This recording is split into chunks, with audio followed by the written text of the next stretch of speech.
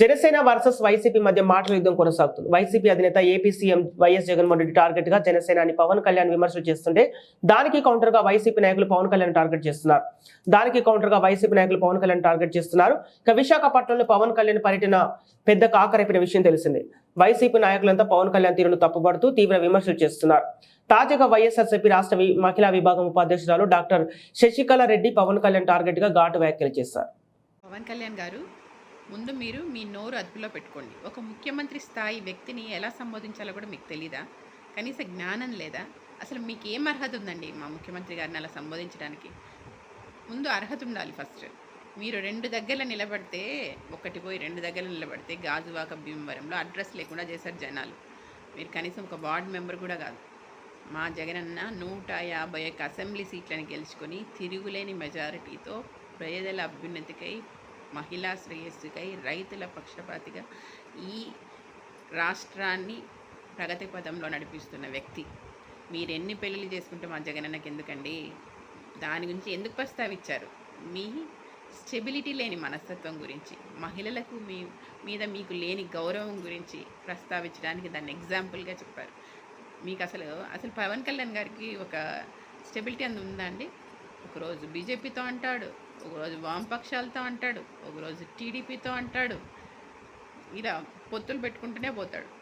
ఎవరైనా కనీసం తన అభిమానులకు కానీ, తన జనసేన కార్యకర్తలకు కానీ ఒక దిశానిర్దేశం చేసిన వ్యక్తిగా కానీ, కనీసం నేను మీకున్నాను, మీకోసం కృషి చేస్తాను, మిమ్మల్ని అభివృద్ధి దిశగా నడుపుతాను, మీకు నేనున్నాననే భరోసా ఏమైనా కల్పించగలిగినారా మీ జనసేన కార్యకర్తలకి? ఎప్పుడు కూడా ఏ ఎలక్షన్ ముందు ఏదో ఒక ప్యాకేజ్ తీసుకోవడం, ఒక ప్యాకేజీ పవన్ కళ్యాణ్ లాగా మిగిలిపోవడం.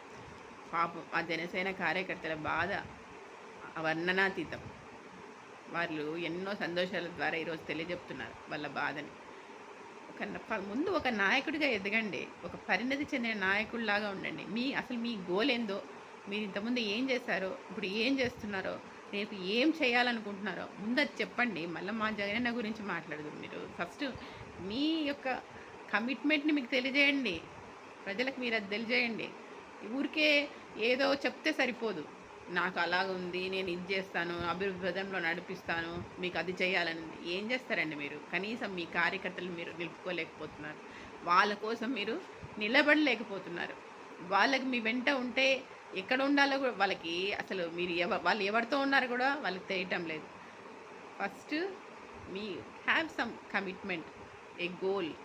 ఫస్ట్ ఒక లీడర్ లాగా ఉండండి, లీడర్ లాగా బిహేవ్ చేయండి. ఒక లీడర్ లాగా మీ యొక్క అభిమానులకి మీరు తోడుగా నీడగా ఉండండి. అప్పుడు మిమ్మల్ని ప్రతి ఒక్కరూ కూడా అభిమానిస్తారు. ఇలా ఊరికే నోరు పారేసుకుంటే ఎవరు అభిమానించేది లేదు. ఎంత అభిమానం, మీ ఒక నటుడిగా చాలామంది మిమ్మల్ని గౌరవించవచ్చు. బట్ నటన వేరు, నిజ జీవితం వేరు. ప్రజల కోసం పనిచేసేవాడిని ఎప్పుడైనా కూడా గుర్తుంచుకుంటారు జనాలు. అంతేగాని మీలాగా ప్యాచ్ కేసులకు అమ్ముడిపోయే వాళ్ళకి ఎప్పుడూ విలువ ఉండదు సమాజంలో. ఇది గుర్తుపెట్టుకోండి. అంతేకాకుండా అయినా మీరు ఎన్ని పెళ్ళిళ్ళు చేసుకుంటే మా జగనన్నకి ఎందుకండి? అయినా నాకు అర్థం కాదు. నాకు ఒకటి అనిపిస్తుంది, నాకు జగనన్న నేను 4వ పెళ్ళం అంటున్నారు అంటే మీకు ఇప్పటికే 3 పెళ్ళిళ్ళు అయిపోయినాయి. ఒకటి టీడీపీతో, ఒకటి బీజేపీతో, ఒకటి వామపక్షాలతో. ఇంకా వైఎస్ఆర్సీపీ ఎప్పుడు గెలుపు పదంలో ఉంది. ఇంక వీళ్ళతో నాకు ప్యాచప్ అవ్వట్లేదు సరిగ్గా. ఇంకా వైఎస్ఆర్సీపీతో పోతే కానీ నాకు భవిష్యత్తు ఉండదు అనుకుంటున్నారా ఏమో. అందుకే మా జగనన్నతో ముడిపెట్టుకోవాలనుకుంటున్నారా? మీరు ముడిపెట్టుకోవాలనుకున్నా ఇక్కడ జగనన్న రెడీగా లేడు మీతో ముడిపెట్టుకోవడానికి. అలాంటి పప్పులు మా దగ్గర ఉడకవు. మీ దారి మీరు చూసుకోండి పవన్ కళ్యాణ్ గారు.